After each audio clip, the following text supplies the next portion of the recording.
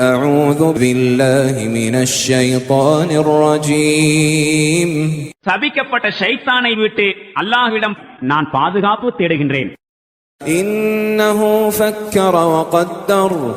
அவன் சிந்தித்தான், சில விஷயங்களை புனைந்து கூற முயன்றான். فقتل كيف قدر. இறைவன் அவனை அழிக்கட்டும்.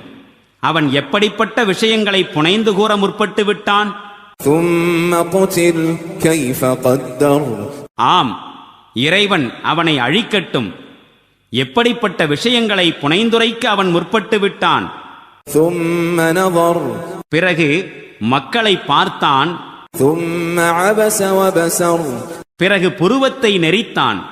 பின்னர் முகத்தை சுளித்தான்.